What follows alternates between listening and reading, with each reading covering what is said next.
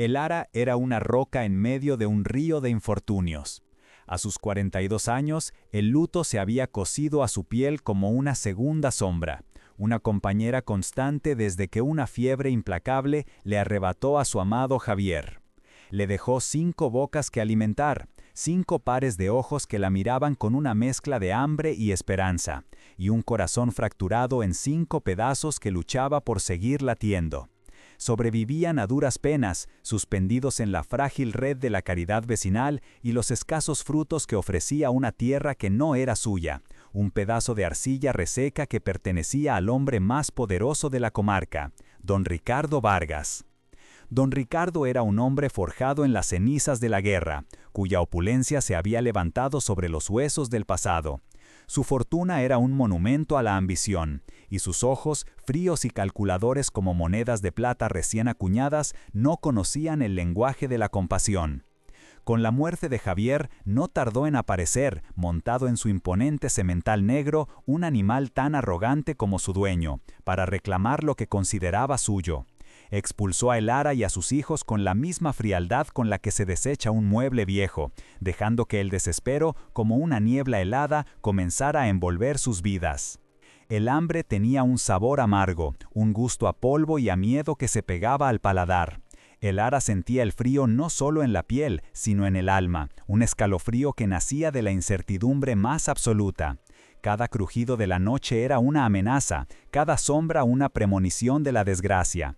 Miraba los rostros demacrados de sus hijos dormidos en un montón de mantas raídas y sentía cómo su propio espíritu se desmoronaba. No quedaba nada. La sociedad les había dado la espalda, el mundo se había encogido hasta convertirse en un callejón sin salida, oscuro y aterrador. Fue entonces, en la hora más oscura, cuando el destino deslizó una carta bajo la puerta de su miseria. El sobre era antiguo, el papel amarillento y frágil al tacto, sellado con un lacre que el tiempo había agrietado. Procedía de un notario de una ciudad lejana, un nombre que no le decía nada, informándole de una herencia olvidada. Javier, su Javier, era el último descendiente de un tío abuelo desaparecido durante la guerra, y por tanto el heredero de una propiedad abandonada en las colinas, el Cortijo La Sombra. El nombre resonó en la mente de El Ara como el eco de una campana fúnebre. La Sombra. No sonaba a refugio, sino a presagio. Los viejos del pueblo susurraban historias sobre aquel lugar, cuentos de almas en pena, de silencios pesados y de una tierra que se negaba a dar fruto, como si estuviera maldita por la sangre derramada en el pasado. Era un lugar del que todos huían, un esqueleto de piedra olvidado por Dios y por los hombres. Pero para una mujer que ya no tenía nada que perder, una maldición era preferible a la certeza de ver a sus hijos perecer. La decisión se forjó en el silencio de esa noche, alimentada por la desesperación y el amor feroz de una madre acorralada. Irían al Cortijo La Sombra. Se enfrentarían a los fantasmas, a la soledad y al olvido, porque incluso un lugar maldito era un techo, y un techo era un palacio comparado con la nada. Con los primeros rayos del alba, El Ara miró los rostros durmientes de sus hijos y supo que su miedo no era nada con la fuerza que ellos le daban. Aquel cortijo era su única y última esperanza. Poco sabía ella que el verdadero secreto de aquel lugar no eran los fantasmas que poblaban las leyendas, sino algo mucho más tangible y peligroso, algo que cambiaría para siempre el destino de su familia. Antes de continuar, suscríbete al canal, comparte y dale a me gusta, porque el final de esta historia te va a sorprender. Y cuéntame en los comentarios, ¿tendrías el valor de entrar en un lugar maldito si fuera la única esperanza para tus hijos? Antes de la sombra existió la luz, una luz cálida y constante que emanaba de Javier, un hombre cuyas manos, aunque callosas por el trabajo en el campo y el taller, sabían mecer a un recién nacido con la delicadeza de una pluma. Su risa era el cimiento de su hogar, un sonido grave y honesto que retumbaba en las vigas de madera y espantaba cualquier atisbo de tristeza. Recordaba el olor a pino recién cortado que se adhería a su piel, un aroma que para ella era el perfume de la seguridad, la fragancia de una vida sencilla pero inmensamente rica en afecto. Su existencia no estaba tejida con hilos de seda, ni adornada con joyas, pero poseía una opulencia de espíritu que ninguna fortuna podría comprar. Las tardes se desvanecían entre historias contadas al calor del hogar, con el crepitar del fuego como única música de fondo. Los estofados, aunque humildes, sabían a gloria en los labios de sus hijos, y el pan duro compartido tenía el sabor de un banquete. Javier le había construido un pequeño mundo a prueba de tempestades, un refugio de amor donde el miedo rara vez osaba llamar a la puerta. Él era su ancla, su norte y su sur. En sus brazos, el ara encontraba el descanso del guerrero, la paz que calma el alma agitada. Se miraban y el mundo externo con sus injusticias y sus jerarquías se difuminaban hasta desaparecer. Eran dos mitades de un todo, un equipo que enfrentaba la sequía, las malas cosechas y las incertidumbres del mañana con una fe inquebrantable el uno en el otro. Su amor era una fortaleza invisible, y sus hijos los tesoros que guardaban celosamente entre sus muros. Cada uno de sus 5 hijos llevaba una pequeña pieza de Javier en su ser. Mateo, el mayor, había heredado su mirada serena y su habilidad con las manos. Lucía, la única niña, poseía su sonrisa fácil y su capacidad para encontrar belleza en las cosas más pequeñas. Los pequeños, gemelos, correteaban con la misma energía inagotable que su padre mostraba al amanecer. Eran un tapiz vivo de su legado, un recordatorio constante del hombre que les había dado no solo la vida, sino una razón para vivirla con alegría. Pero la felicidad, a menudo, es un cristal frágil que el destino se complace en hacer añicos contra el suelo de la realidad. La vida que habían construido con tanto esmero, ladrillo a ladrillo de amor y sacrificio, estaba a punto de ser demolida por un golpe tan súbito como brutal. No imaginaban que su pequeño paraíso se sostenía sobre un terreno inestable, un suelo que legalmente pertenecía a un hombre cuyo corazón era tan yermo como la tierra que codiciaba. La enfermedad llegó sin anunciarse, como un ladrón en la noche. Una fiebre que se aferró al cuerpo de Javier con la tenacidad de una hiedra venenosa, bebiéndose su fuerza día tras día. El ara luchó contra ella con todo lo que tenía. Remedios de hierbas que las ancianas le susurraban, paños fríos sobre su frente ardiente y plegarias que se rompían en su garganta. Pero la fiebre era un enemigo sordo y ciego, un mal que no entendía de amor ni de súplicas. Observó con impotencia cómo el roble que era su marido se convertía en un frágil arbusto, sus mejillas perdiendo el color, su respiración volviéndose un susurro cada vez más débil. El sol que siempre brillaba en sus ojos comenzó a apagarse, eclipsado por el dolor y el delirio. Los niños, asustados, se asomaban a la puerta del dormitorio, contemplando en silencio la incomprensible transformación de su invencible padre en un hombre vulnerable y ausente. La noche en que Javier se fue, la casa se sumió en un silencio antinatural, un vacío tan denso y pesado que parecía aplastar los muros.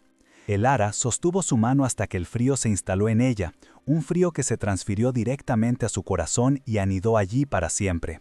El olor a pino y a tierra mojada fue reemplazado por el aroma estéril de la enfermedad y la muerte. La risa se extinguió, dejando solo el eco hueco de su ausencia. El luto aún era una herida abierta, sangrante y dolorosa, cuando la verdadera tormenta se desató sobre ellos. Don Ricardo Vargas no esperó a que la tierra sobre la tumba de Javier se asentara. Su llegada fue un espectáculo de poder y desdén, una ostentación calculada para humillar. No apareció en un simple carro, sino montado en un semental andaluz de pura raza, un animal negro como el ébano, cuyo brío y arrogancia eran un reflejo perfecto de su jinete. Don Ricardo era un hombre esculpido por la soberbia. Su traje, de un corte impecable que gritaba el lujo de sastres madrileños, no tenía ni una mota del polvo del camino. Sus botas de cuero, pulidas hasta brillar como espejos, parecían demasiado nobles para pisar aquella tierra humilde.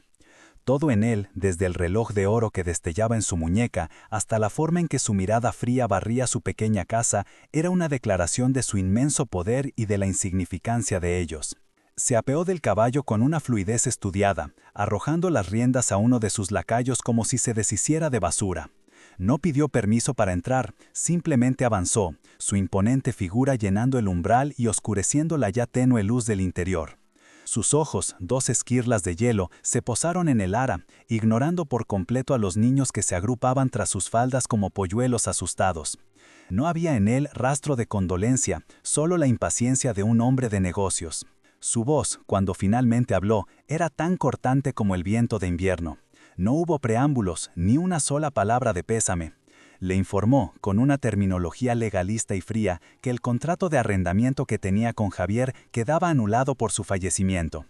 La tierra, la casa, todo lo que habían conocido volvía a su legítimo dueño.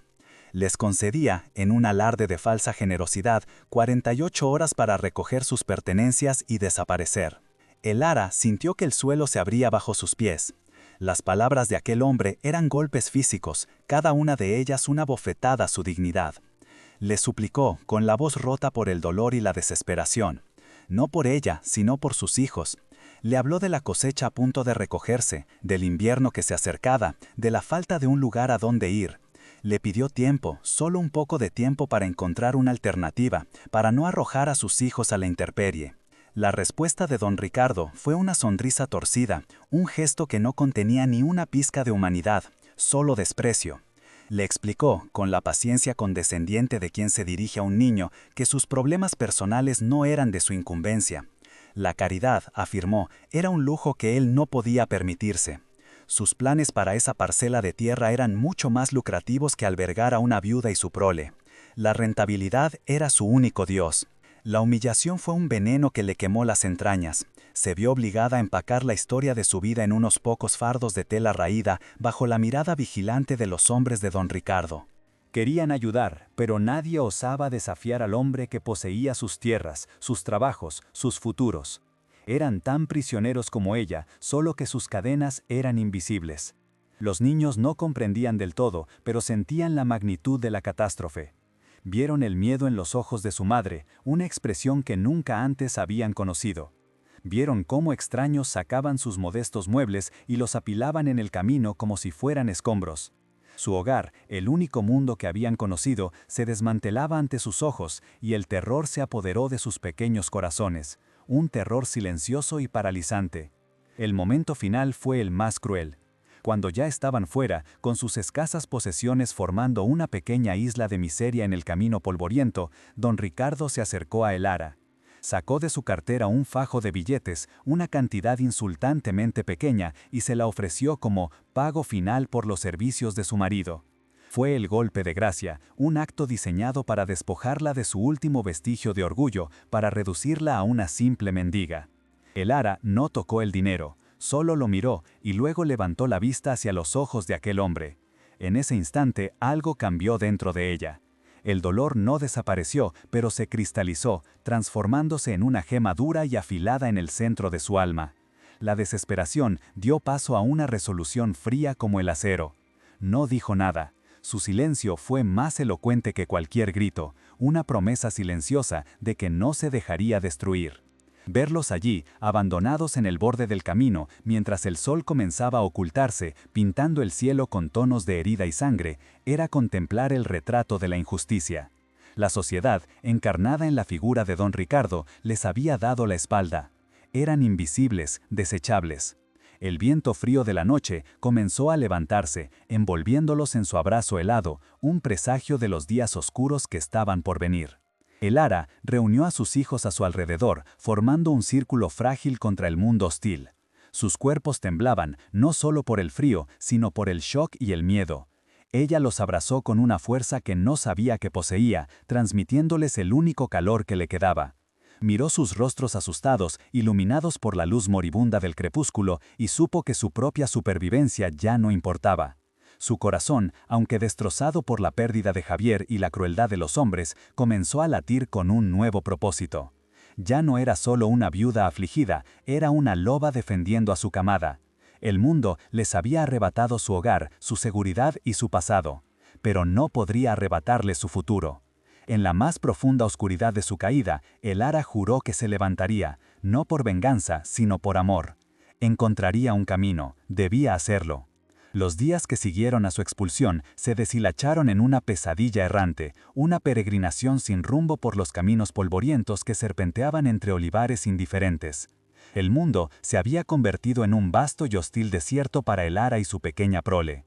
El sol, que antes maduraba las cosechas y calentaba su hogar, ahora era un verdugo que agrietaba sus labios y les quemaba la piel. La noche, que antes traía el descanso y los cuentos junto al fuego, ahora era un depredador helado que les calaba hasta los huesos y poblaba la oscuridad con los fantasmas del miedo. Durmieron donde la extenuación los vencía, en el hueco de un árbol centenario, bajo el arco de un puente de piedra o acurrucados en los restos de un pajar abandonado. El ara apenas dormía. Pasaba las noches en vela, escuchando la respiración de sus hijos, un sonido frágil y precioso en medio de un silencio amenazador. Cada susurro del viento era el paso de un ladrón, cada ular de un búho un presagio de desgracia.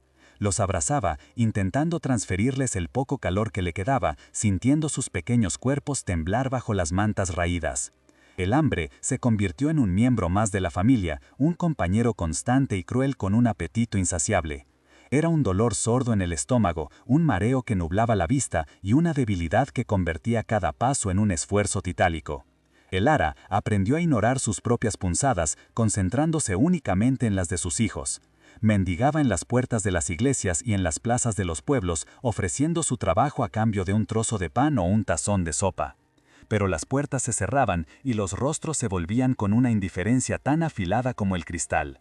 La humillación era un veneno que se bebía a sorbos lentos. Ver la piedad mezclada con desprecio en los ojos de los demás era una tortura que le desgarraba el alma. Ella, que siempre había sido orgullosa y trabajadora, ahora era una sombra anónima con la mano extendida. Enseñó a sus hijos a no llorar, a tragar el orgullo junto con la saliva amarga de la necesidad. Veía cómo la luz de la infancia se extinguía en sus miradas, reemplazada por una seriedad adulta y una tristeza que ningún niño debería conocer. Llegaron a un pueblo más grande, un laberinto de calles estrechas y casas altas que parecían mirar hacia otro lado. La indiferencia aquí era aún más densa, una muralla invisible ante la que chocaban sus súplicas.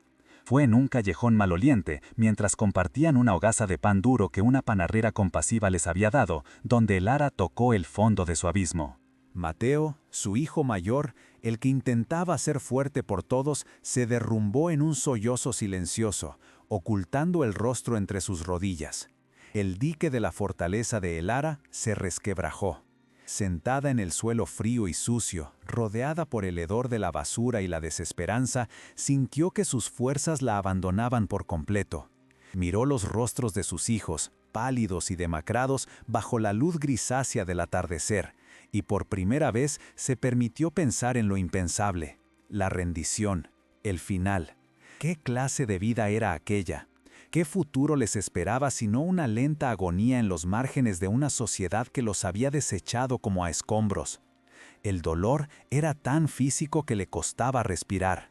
Fue en ese preciso instante, en la hora más oscura de su alma, cuando una conversación llegó flotando hasta sus oídos desde una taberna cercana. Dos hombres, con las voces engrasadas por el vino, hablaban de tierras y de herencias. Mencionaron el nombre de Vargas y el ara aguzó el oído. Hablaban de su insaciable codicia, de cómo se apoderaba de todo. Y entonces uno de ellos rió con sorna y mencionó un lugar que ni siquiera un hombre como don Ricardo se atrevía a tocar, el Cortijo La Sombra. El nombre resonó en la cabeza de El Ara, La Sombra, el mismo lugar de la carta. El otro hombre se santiguó y bajó la voz, contando historias que había oído de su abuelo.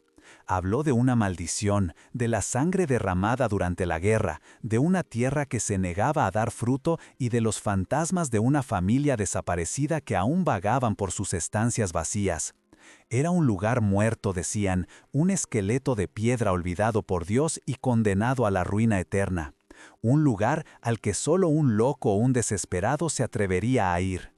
El ara escuchaba, y mientras el miedo le erizaba la piel, otra cosa comenzó a crecer en su interior, una diminuta y feroz semilla de esperanza.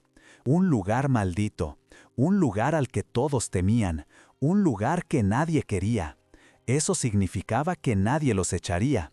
Para una mujer que dormía en un callejón, un techo maldito era un palacio. Para una madre que veía a sus hijos consumirse de hambre, una tierra estéril era un campo de batalla donde al menos podría luchar. Los fantasmas no podían ser peores que la certeza del hambre y el frío. La historia de esta mujer, en este punto de inflexión, nos obliga a mirar dentro de nosotros mismos. Su coraje no nace de la ausencia de miedo, sino de un amor tan inmenso que lo eclipsa todo.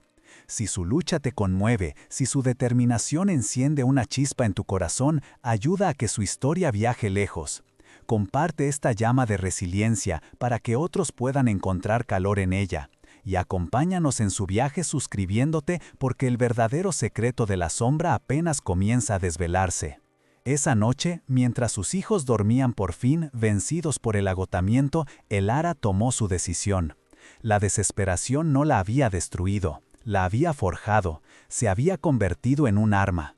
Miró hacia las colinas oscuras, en la dirección donde suponía que se encontraba aquel cortijo olvidado y sintió una calma fría y decidida instalarse en su corazón. Ya no huían de algo, ahora, por primera vez en mucho tiempo, caminaban hacia algo. Se enfrentarían a los susurros, a las leyendas y a la soledad.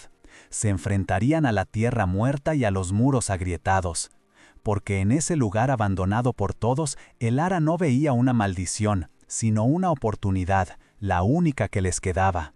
Era un lienzo en blanco sobre el que podría intentar pintar un futuro para sus hijos, aunque tuviera que usar sus propias lágrimas como acuarela y su sangre como pigmento. Al amanecer, despertó a los niños con una suavidad que no había sentido en semanas. En sus ojos ya no había el vacío de la derrota, sino el brillo acerado de un propósito.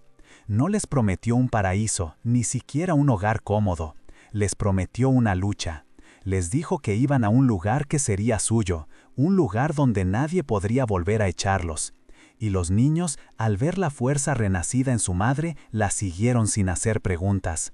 Comenzaron a caminar, dejando atrás el pueblo indiferente y los callejones de su humillación.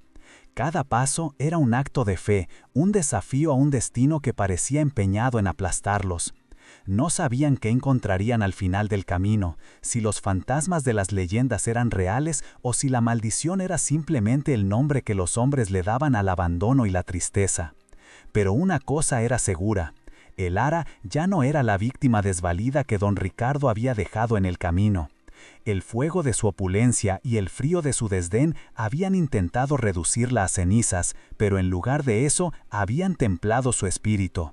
Ahora era una superviviente, una pionera, una madre dispuesta a adentrarse en el corazón de la oscuridad para encontrar una sola estrella que guiara a sus hijos.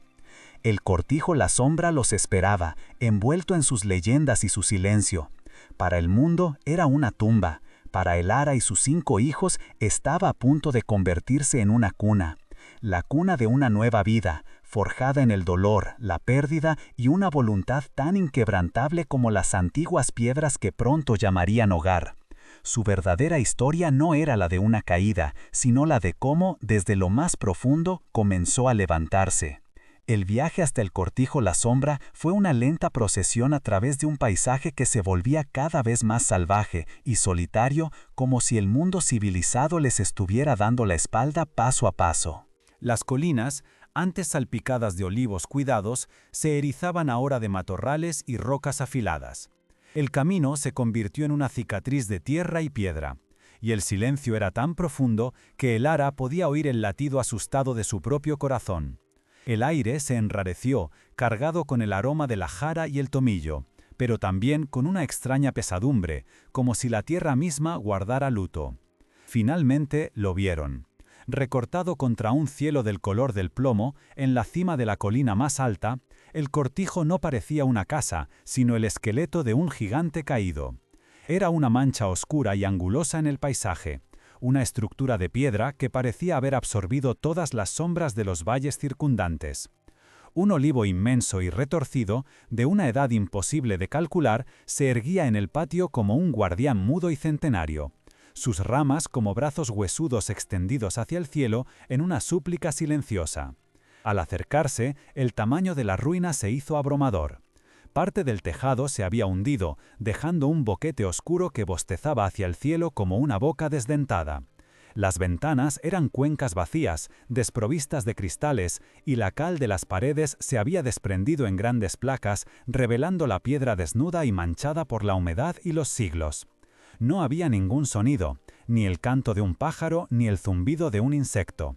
Era el silencio de una tumba, denso, pesado y absoluto. Elara sintió un escalofrío que no tenía nada que ver con el viento, que comenzaba a levantarse. Sus hijos se apretaron contra ella, sus pequeños rostros pálidos de temor y asombro. Este no era el refugio que habían imaginado, sino un monumento al abandono. Sin embargo, en el fondo del alma de Elara, la desesperación había labrado un pozo tan profundo que incluso aquel lugar desolado representaba una oportunidad. Era un techo, aunque estuviera roto. Eran muros, aunque estuvieran agrietados. Era suyo.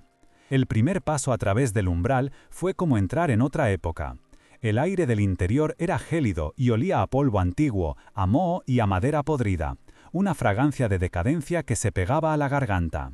La luz que se filtraba por las aberturas era escasa y gris, dibujando formas fantasmales en el suelo cubierto de escombros, hojas secas y los restos de lo que una vez fue una vida. Muebles rotos yacían esparcidos como los huesos de un animal devorado, cubiertos por un sudario de telarañas. A pesar del miedo que atenazaba a los niños, la necesidad era un capataz implacable. Elara, con una determinación que rayaba en la furia, eligió la estancia que parecía menos dañada. Una antigua cocina con un hogar de piedra ennegrecido por fuegos extintos hace mucho tiempo. Aquel sería su primer bastión contra el mundo. La primera tarea fue barrer el pasado, literalmente. Con ramas que arrancaron de los arbustos cercanos, comenzaron a empujar hacia afuera los detritus de décadas de olvido. El trabajo era agotador, una batalla física contra la inercia de la ruina. Sus manos, ya encallelladas, no tardaron en sangrar. Sus músculos, debilitados por el hambre, protestaban con cada movimiento. El polvo se desmetía en los ojos, en la nariz, en la boca, dándole a su saliva un sabor a tierra y a tiempo. Por la noche, se acurrucaban juntos en un rincón de la estancia recién barrida, sobre un lecho de hojas secas, tiritando bajo sus mantelas raídas mientras el viento aullaba a través de las grietas como un alma en pena. Los primeros días fueron una prueba de supervivencia en su forma más pura. La comida que traían se agotó rápidamente y el hambre volvió a ser su sombra más fiel. Elara exploró los alrededores como un animal herido en busca de sustento. Encontró un manantial de agua clara a media ladera, un hilo de vida que fue celebrado como un milagro. Descubrió matas de bayas silvestres y hierbas comestibles que cocinó en un caldero oxidado que hallaron en el hogar, creando un guiso amargo pero caliente que les calmó el estómago. Cada pequeña victoria era un triunfo monumental.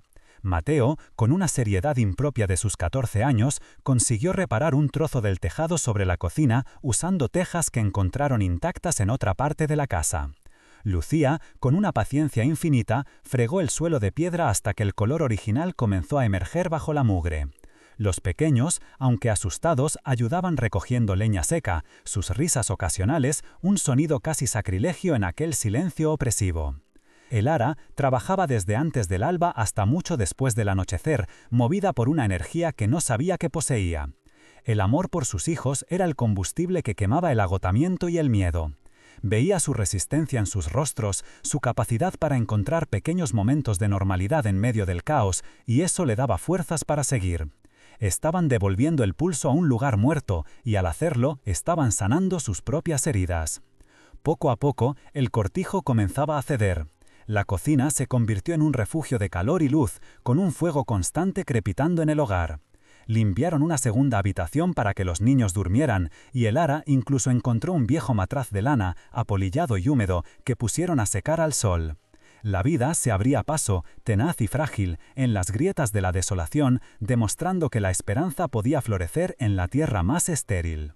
Una tarde, mientras buscaban algo que pudiera servir como herramienta, decidieron enfrentarse al lugar más oscuro y premonitorio del cortijo, el viejo establo. La puerta de madera maciza se quejó con un chirrido agónico al abrirse, revelando una oscuridad casi total y un olor penetrante a heno podrido, amoníaco y el fantasma de animales desaparecidos hacía mucho tiempo. La luz del sol luchaba por penetrar, iluminando nubes de polvo que danzaban en el aire como espectros. El lugar estaba lleno de herramientas de labranza oxidadas, aperos de cuero agrietado y los restos de viejos pesebres. Era un santuario del trabajo y del tiempo detenido, un lugar que parecía guardar secretos más profundos que el resto de la casa. Mientras los más pequeños se quedaban en la puerta, temerosos de la oscuridad, Elara y Mateo se adentraron, sus pasos resonando de forma extraña sobre el suelo de grandes losas de piedra irregulares. Fue Mateo quien lo notó primero.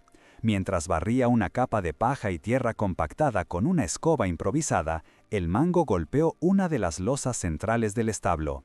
El sonido fue diferente. No fue el golpe sordo y sólido de la madera contra la piedra, sino un eco hueco, un retumbar bajo y profundo que vibró a través del mango de la escoba hasta sus manos.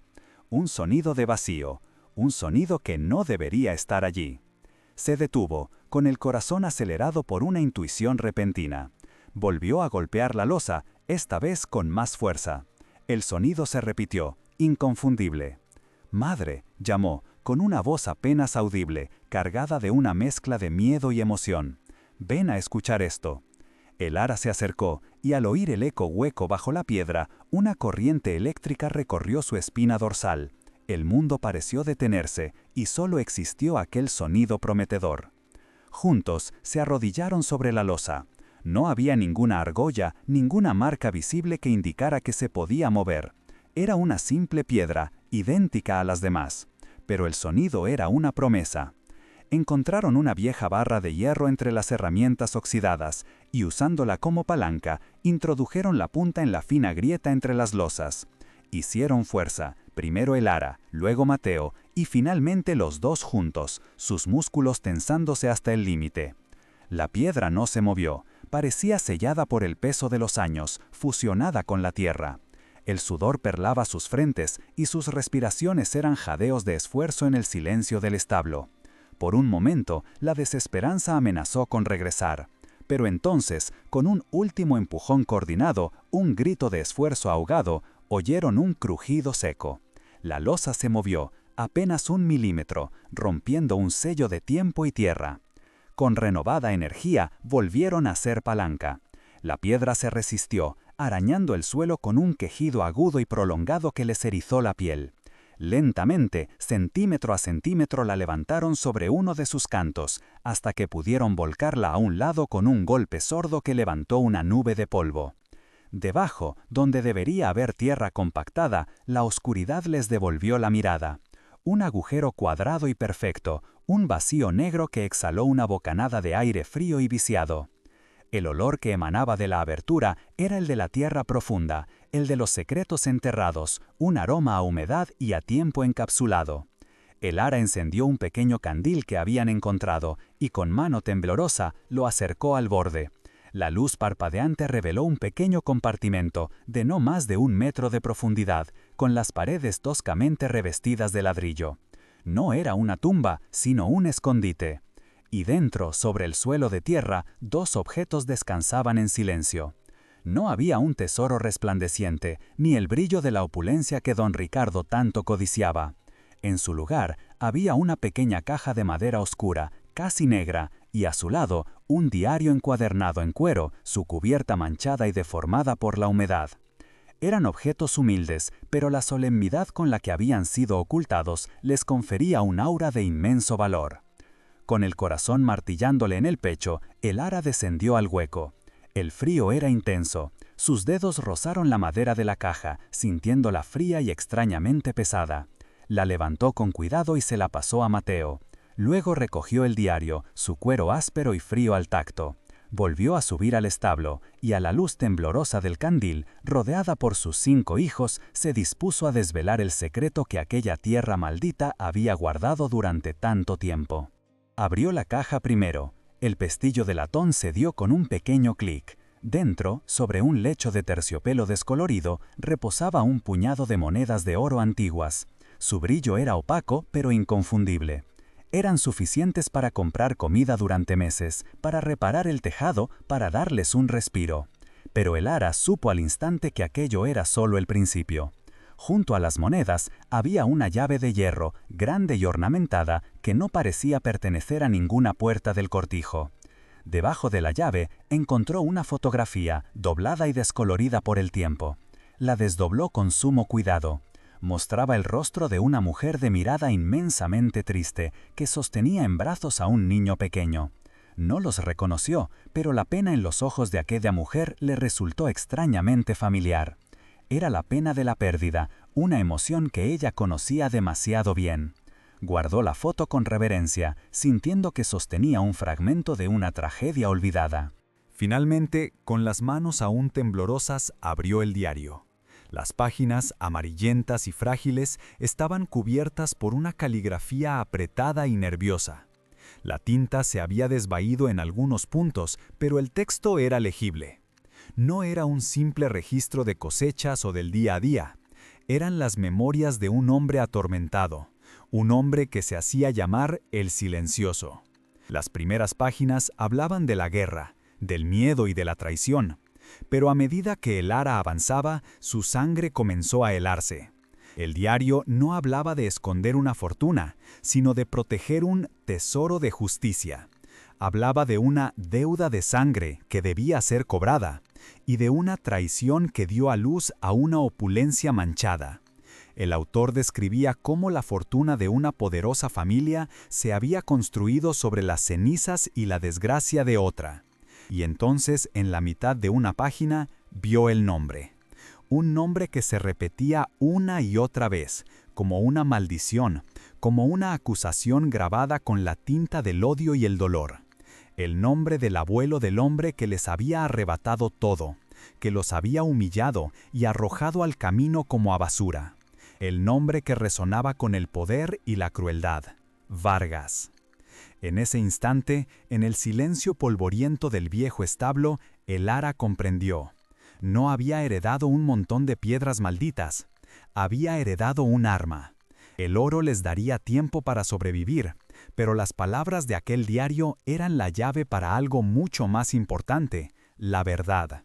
Y con esa verdad, la posibilidad de la justicia. La lucha por la supervivencia había terminado. La batalla por el futuro acababa de empezar. El oro, aunque escaso, era un sol en miniatura, una promesa de calor en el largo invierno de su necesidad. El ara, con una cautela infinita, se desprendió de una sola de aquellas monedas antiguas en el mercado del pueblo más cercano. La cambió por harina, aceite, legumbres y un trozo de tela resistente para remendar la ropa de sus hijos. No lo hizo con ostentación, sino con la humildad de quien ha conocido el hambre. Pero el brillo de aquel oro no pasó desapercibido. La noticia se esparció como la pólvora en un reguero seco, un susurro que viajó de puesto en puesto, de taberna en taberna. La viuda del cortijo maldito había encontrado algo. El rumor era un ser vivo, una criatura que se alimentaba de la envidia y la curiosidad, creciendo y deformándose con cada boca que lo repetía.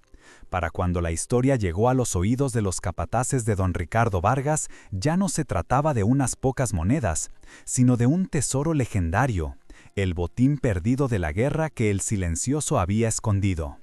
La palabra oro resonó en los salones de la opulenta hacienda de Vargas, un eco metálico que despertó la bestia de su codicia, adormecida por el desprecio que sentía hacia aquella insignificante familia. Don Ricardo no era hombre que tolerase que un tesoro, por pequeño que fuera, estuviera en manos de una campesina. La idea misma era una afrenta a su estatus, una anomalía en el orden natural del mundo que él dominaba. El cortijo, aquel montón de piedras que había despreciado, se transformó de repente en un objetivo prioritario. No se trataba solo de la riqueza material, se trataba de reafirmar su poder, de demostrar que nada ni nadie en aquella comarca podía poseer algo que él deseara sin su permiso explícito. Era una cuestión de orgullo, el más peligroso de sus muchos vicios. No regresó a caballo. La sutileza no era su estilo cuando se trataba de intimidar. Esta vez, el camino de tierra que llevaba al cortijo fue profanado por el rugido de un motor. Un hispano suiza negro, un coloso de acero y cromo pulido que brillaba bajo el sol como un escarabajo de obsidiana, avanzó levantando una nube de polvo que asfixiaba el aroma a tomillo. El vehículo era una declaración de poder absoluto, un artefacto de un mundo de lujo y velocidad que no pertenecía a aquel paisaje de silencio y olvido.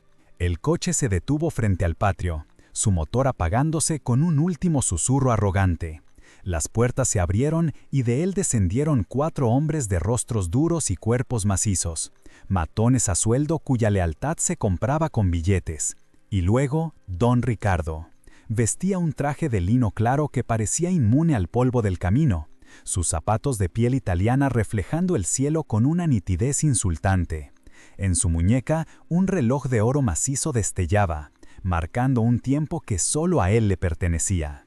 El ara lo sintió antes de verlo, la vibración en la tierra, el sonido ajeno que desgarraba la paz que tanto les había costado construir. Salió al umbral de la cocina, secándose las manos en el delantal.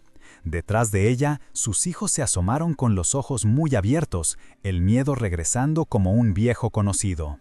Vio el coche, los hombres, la figura imponente de don Ricardo, y supo que el momento había llegado.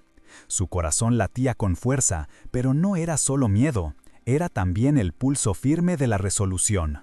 Don Ricardo avanzó por el patio, sus zapatos caros aplastando las pequeñas hierbas que habían comenzado a crecer entre las piedras como si quisiera erradicar aquel tímido renacer. Su mirada barrió el lugar, notando las tejas reparadas, el humo que salía de la chimenea, los pequeños signos de vida que habían devuelto al cortijo. Una mueca de desdén se dibujó en sus labios. No se dirigió a ella de inmediato, prefiriendo saborear el momento, reafirmando su dominio sobre el espacio. «Veo que te has instalado bien, mujer», dijo al fin, su voz cargada de una falsa cordialidad que era más amenazante que un grito. «Parece que este montón de ruinas te ha dado alguna sorpresa. Los viejos cuentan historias, ya sabes, cuentos de tesoros para los tontos, pero a veces hasta los tontos tienen suerte». Sus ojos se clavaron en ella, fríos y penetrantes. «Vengo a hacerte una última oferta, una oferta generosa por esta propiedad y todo lo que contiene». El ara sintió el peso de las miradas de los 4 hombres que se habían desplegado en semicírculo, bloqueando cualquier posible salida. Sintió el terror de sus hijos a su espalda, un frío que le recorría la nuca. Pero también sintió el peso del diario que había escondido entre los pliegues de su falda, un peso que le anclaba los pies al suelo, que le daba la solidez de una roca. Enderezó la espalda y sostuvo la mirada de aquel hombre. «Esta propiedad no está en venta, don Ricardo», respondió, su voz sorprendentemente firme, sin un atisbo del temblor que sentía por dentro. «Es la herencia de mis hijos, es nuestro hogar». La palabra hogar, pronunciada en aquel patio, frente a aquel hombre, fue un acto de desafío. Era reclamar como suyo un lugar que él consideraba un simple activo en su vasto inventario de posesiones. La sonrisa de don Ricardo se desvaneció, reemplazada por una máscara de impaciencia. Dio un paso más, invadiendo su espacio personal, su aliento oliendo a tabaco caro y a vino. «No juegues conmigo, el ara. Sé que has encontrado algo. El oro del silencioso. Ese oro fue extraído de mis tierras, pertenece a mi familia por derecho. No voy a permitir que una viuda miserable y su prole de muertos de hambre se queden con lo que es mío. Dámelo ahora, y quizás os deje marchar con vida». La amenaza era explícita, desnuda de cualquier eufemismo. El aire se volvió denso, pesado, cargado de una violencia contenida que parecía a punto de estallar. Los matones se tensaron, sus manos listas para actuar a la menor señal de su patrón. El ara podía sentir el pánico de sus hijos, podía oír la respiración entrecortada de Mateo, que se había colocado instintivamente un paso por delante de sus hermanos pequeños. Fue entonces cuando el ara supo que no había vuelta atrás. La supervivencia ya no era suficiente.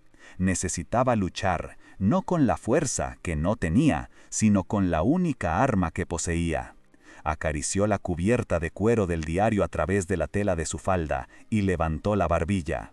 Miró más allá de don Ricardo, hacia el viejo olivo que presidía el patio, el guardián silencioso de tantos secretos. «Se equivoca», dijo, con una calma que lo descolocó. «El verdadero tesoro de este lugar no es el oro. El oro es solo una distracción. El verdadero tesoro son las historias que guardan estas piedras. Historias de pactos rotos, historias de familias traicionadas». Dejó que las palabras flotaran en el aire, observando cómo la confusión comenzaba a nublar la codicia en los ojos de Vargas. Don Ricardo soltó una carcajada, un sonido áspero y forzado. «¿Historias? ¿Me amenazas con cuentos de viejas? Dame el oro, insensata». Pero a pesar de su risa, una semilla de inquietud había sido plantada. Vio un ligero tic en su párpado, un signo de que sus palabras habían encontrado una grieta en su armadura de arrogancia.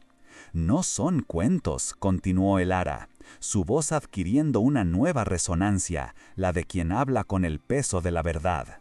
«Hablo de un pacto sellado bajo ese mismo olivo, un pacto entre dos hombres que eran como hermanos, uno llamado Vargas y otro llamado Soto.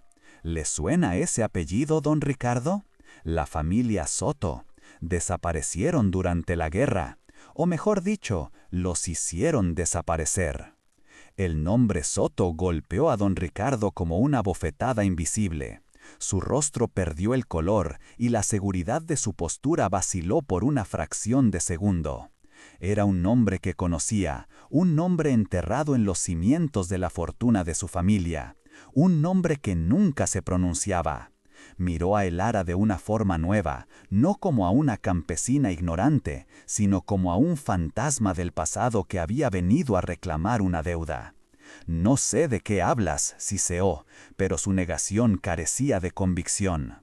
Sus hombres intercambiaron miradas incómodas, sintiendo el cambio en la atmósfera, la repentina inversión de poder. La confrontación había dejado de ser sobre oro y había pasado a ser algo mucho más oscuro y peligroso. «Claro que lo sabe», afirmó el ara, dando ella un paso al frente, invirtiendo los roles. «Lo sabe tan bien como yo. Sabe que la tierra que pisa, la hacienda en la que duerme, la opulencia de la que presume, todo fue comprado con la sangre de los Soto. Su abuelo no forjó una fortuna, la robó.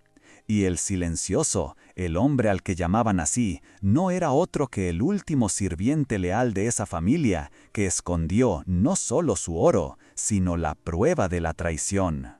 Sacó el diario de su falda, no lo abrió, simplemente lo sostuvo en el aire entre ellos dos. El pequeño libro de cuero gastado pareció adquirir un poder inmenso en el silencio tenso del patio. Era un artefacto, una reliquia, la evidencia material de un crimen olvidado por la historia, pero grabado con tinta en aquellas páginas. «Todo está aquí», dijo el ara. «Nombres, fechas, la confesión de su abuelo firmada en una carta que el silencioso guardó, la ubicación de los cuerpos, todo lo que necesita un juez para despojarle de hasta el último céntimo que su familia robó». «El oro es vuestro si lo queréis, pero este diario es mi herencia, es la justicia de mis hijos». Don Ricardo miraba el diario como si fuera una serpiente a punto de morder. El sudor perlaba su frente, arruinando su aspecto impecable. La codicia en sus ojos había sido reemplazada por un pánico puro y primordial. Había venido a tomar un tesoro y se había encontrado frente al abismo que podía devorar todo su mundo. Su poder, construido sobre el dinero y el miedo, era inútil contra la verdad. Intentó un último farol, una última muestra de autoridad. «Quémalo», ordenó con voz ronca. «Quémalo ahora mismo y te dejaré en paz». Pero su voz temblaba. Ya no era el depredador, sino la presa acorralada. Sabía que si sus hombres le obedecían y atacaban a Elara, el contenido de ese diario podría salir a la luz de 1000 maneras. El secreto era su única protección, y ahora estaba en manos de su mayor enemiga. Elara negó lentamente con la cabeza. «Este diario no se quemará, se leerá, y la gente sabrá quién es usted en realidad. No un hombre de negocios, sino el nieto de un ladrón y un asesino». Las palabras, pronunciadas con una claridad brutal, colgaron en el aire como una sentencia. Los matones, hombres acostumbrados a la violencia simple y directa, estaban ahora fuera de su elemento. Miraban a su patrón, esperando una orden que no llegaba. Vieron su rostro descompuesto, su impotencia, y por primera vez atisbaron la debilidad tras su fachada de poder.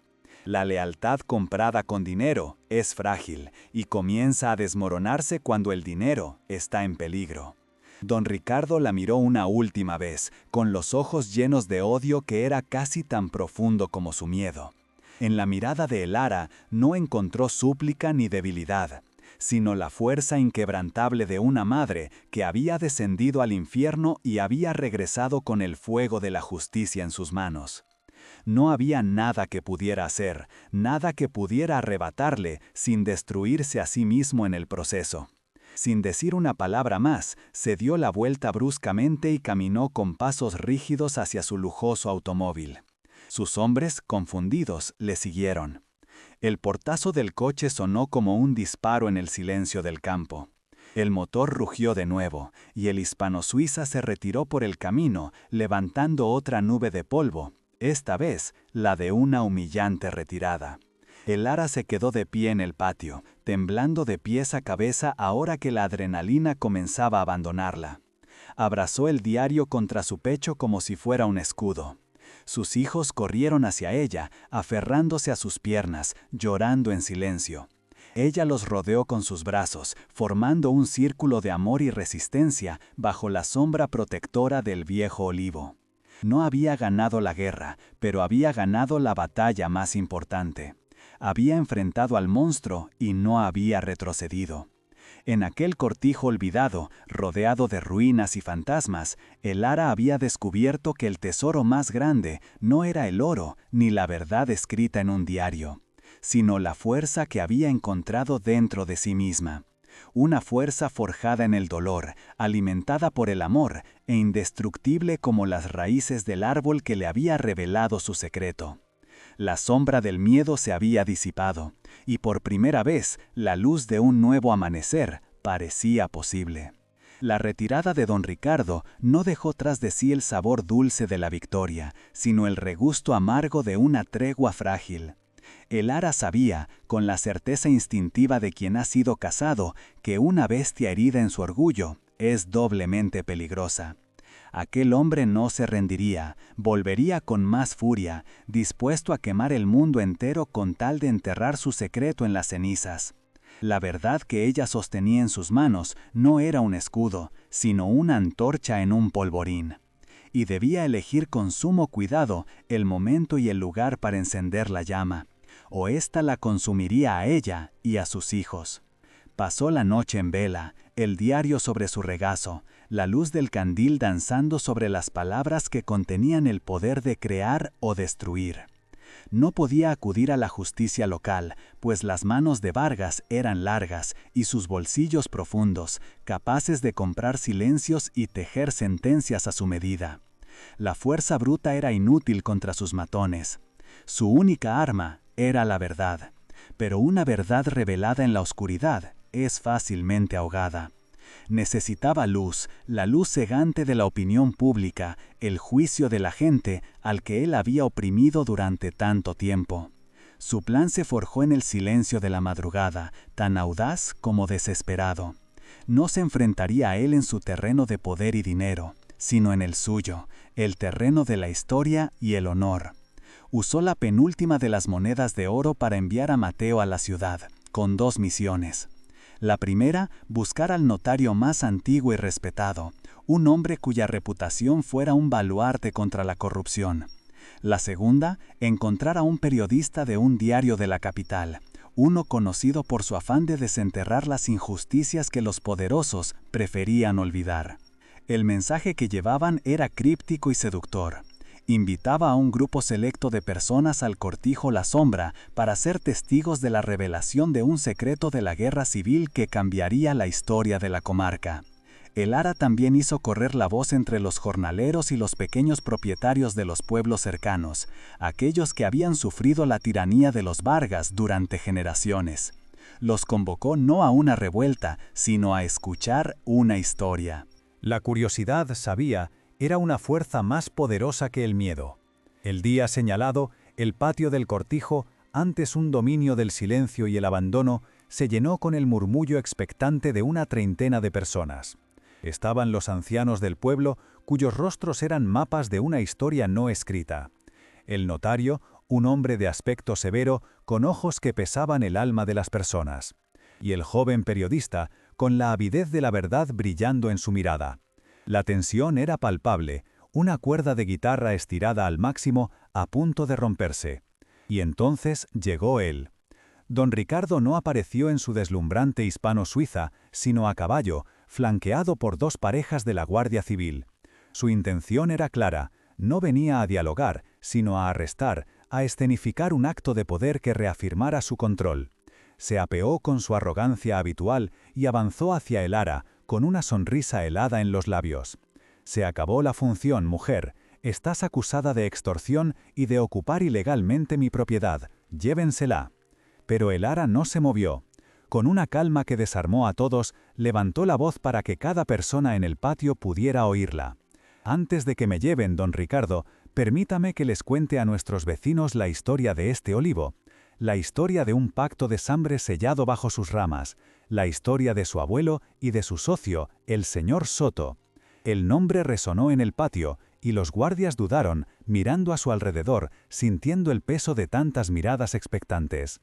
Con el diario en la mano, el ara caminó lentamente hacia el olivo centenario, el guardián de la memoria. «Este diario cuenta una traición», prosiguió, su voz clara y firme. Pero el silencioso no solo guardó palabras, guardó una prueba. Se detuvo frente al tronco retorcido y sacó la vieja llave de hierro. «Una anciana me dijo que esta llave no abría lo que está cerrado, sino que revelaba lo que está escondido a la vista de todos». Ante el asombro general, recorrió con los dedos la corteza rugosa del árbol hasta encontrar una pequeña protuberancia, un nudo de madera que a simple vista parecía natural. Pero al presionarlo, un trozo de corteza se hundió, revelando una cerradura antigua, casi fusionada con la madera viva. La multitud ahogó un grito colectivo. El corazón de don Ricardo pareció detenerse, su rostro una máscara de pánico incrédulo. El ara introdujo la llave en la cerradura, giró con un chirrido metálico que pareció rasgar el velo del tiempo. No se abrió una puerta, sino que un mecanismo oculto liberó una sección hueca en la base del tronco, disimulada entre las raíces. Con la ayuda de Mateo, retiraron la pesada cubierta de madera y piedra. Dentro, envuelta en un paño encerado para protegerla de la humedad, había una caja de plomo. El silencio era absoluto. El ara levantó la caja y la depositó en el suelo. La abrió. Dentro no había oro, sino papeles amarillentos. El notario se adelantó y con manos expertas pero temblorosas examinó los documentos a la luz del sol. «Dios mío», susurró, «son las escrituras originales de todas estas tierras, a nombre de la familia Soto. Y esto es una confesión firmada por el abuelo de don Ricardo, detallando el asesinato de su socio y el robo de sus propiedades». La confesión se leyó en voz alta. Cada palabra era un martillazo sobre el pedestal de la fortuna de los Vargas. El periodista escribía con una velocidad febril, capturando la caída de un imperio. Los rostros de los jornaleros pasaron del miedo al desprecio y luego a una ira justa y contenida. Don Ricardo estaba pálido, descompuesto. Intentó balbucear una negativa, hablar de falsificaciones, pero la firma, verificada por el notario, era irrefutable. Su poder, construido sobre una montaña de mentiras y sangre, se desmoronó en un instante. La Guardia Civil, hombres de honor ante una evidencia tan abrumadora, ya no miraban a el ara. Sus ojos, fríos y severos, se clavaron en don Ricardo. No fue necesaria una orden. El hombre que había llegado como un rey, rodeado de la ley que había comprado, fue despojado de su arrogancia y escoltado como un criminal común, bajo la mirada silenciosa y acusadora de la gente a la que había despreciado. Su derrota no fue con balas, sino con la verdad, fue total, pública y catártica. 5 años después. El sol del atardecer baña las colinas en una luz dorada y pacífica. El lugar ya no se conoce como Cortijo la Sombra, sino como Cortijo la Verdad. Las ruinas han florecido en un hogar próspero, con paredes recién encaladas, un tejado sólido y campos que ondean con el trigo y la cebada. El aire ya no huele a polvo y olvido, sino a pan recién horneado y a la risa de los niños. Mateo, ahora un hombre joven y fuerte, supervisa el trabajo en los campos, que por derecho de sangre y justicia les fueron restituidos. Lucía, cuya sonrisa ha recuperado toda su luz, ha vuelto de la ciudad con sus estudios de maestra, enseñando a leer y escribir a los hijos de los jornaleros en una pequeña escuela que han construido donde antes estaba el establo. Los gemelos, ya no tan pequeños, corretean por el patio, sus vidas libres de la sombra del hambre y el miedo. Y el ara, sentada en un banco de piedra bajo el olivo, los observa a todos. Su rostro aún lleva las marcas de su lucha, pero ahora son surcos de sabiduría, no de dolor.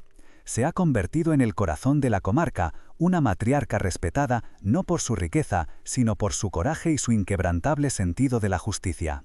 Las familias acuden a ella en busca de consejo, y su palabra es tan sólida como las raíces del árbol que guarda su historia. La cena se sirve en una larga mesa en el patio. La familia está reunida, compartiendo el pan y el vino nacidos de su propia tierra. El ara levanta la vista hacia el olivo, cuyas hojas susurran con la brisa del atardecer. Ya no ve en él al guardián de un secreto oscuro, sino el símbolo de su propia resiliencia.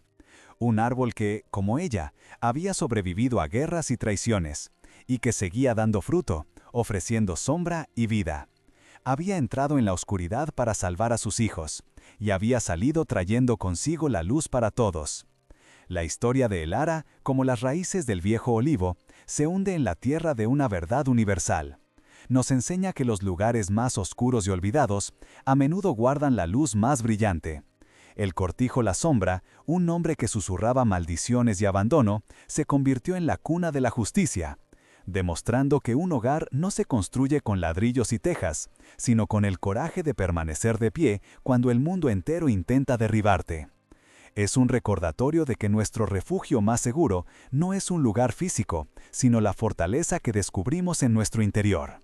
El viaje de esta mujer nos obliga a redefinir el concepto de herencia. Lo que Javier le dejó no fue un montón de piedras en ruinas, sino una responsabilidad, una llave a un pasado que se negaba a morir. Su verdadera herencia no era el oro que brillaba en la oscuridad, sino las palabras escritas en un diario, la verdad que nadie podía comprar ni arrebatar. El oro les dio pan para sobrevivir, pero la verdad les devolvió el alma, la dignidad y el futuro que les habían robado. Y ese es el verdadero tesoro que esta historia desentierra. La riqueza más grande no es la que se acumula en arcas, ni se exhibe en coches de lujo y opulentas mansiones. El tesoro imperecedero es el conocimiento, la integridad, el amor incondicional que nos impulsa a enfrentarnos a la tiranía. Don Ricardo, con toda su fastuosa fortuna, era un hombre pobre, prisionero de un secreto que lo consumía. El ara, en su momento de mayor miseria, era inmensamente rica, pues poseía una causa justa y el amor de sus hijos. La fuerza de el ara no nació de la ausencia de miedo, sino de la decisión de actuar a pesar de él. Cada humillación, cada noche de frío, cada punzada de hambre no fueron golpes que la debilitaron, sino el martillo y el yunque que forjaron su espíritu. Se convirtió en la encarnación de la resiliencia, demostrando que el corazón de una madre, cuando lucha por su prole, es el arma más formidable que existe, capaz de mover los cimientos de imperios construidos sobre la mentira. Su historia nos recuerda que la justicia a veces tarda, que duerme durante generaciones bajo la corteza de los árboles o en el silencio de los pueblos atemorizados. Pero nunca muere del todo. Solo necesita una voz valiente que se atreva a leer su historia en voz alta, una mano firme que gire la llave olvidada. La derrota de Don Ricardo no fue solo la caída de un hombre, sino la catarsis de toda una comarca, que aprendió a través de el ara que el poder del pueblo reside en su memoria colectiva. Contemplamos el cortijo La Verdad no solo como el final feliz de un cuento, sino como un símbolo de lo que es posible. Es la prueba de que incluso la tierra más estéril puede volver a florecer si se riega con perseverancia y verdad. Cada espiga de trigo que crece en esos campos es un testimonio de la victoria de la vida sobre la decadencia, de la luz sobre la sombra, del amor sobre el odio y la codicia. La vida a menudo nos arroja a nuestros propios cortijos malditos, a situaciones que parecen sin salida, rodeados por los fantasmas de nuestros miedos y las ruinas de nuestros sueños. Pero la lección de el ara es clara. Es precisamente en esos lugares de desolación donde podemos encontrar la fuerza oculta y la verdad que nos hará libres. A veces, para levantarnos, primero debemos perderlo todo y encontrar lo único que realmente importa. Si esta historia ha tocado tu corazón y ha encendido una llama de esperanza en tu interior, te invito a suscribirte a nuestro canal, a compartir este viaje y a darle a me gusta, para que más almas puedan encontrarlo. Cada historia de resiliencia merece ser contada, y la tuya también es importante para nosotros. Cuéntanos en los comentarios qué lección te llevas de este viaje, qué olivo guarda los secretos de tu propia fortaleza. Queremos leer tu historia.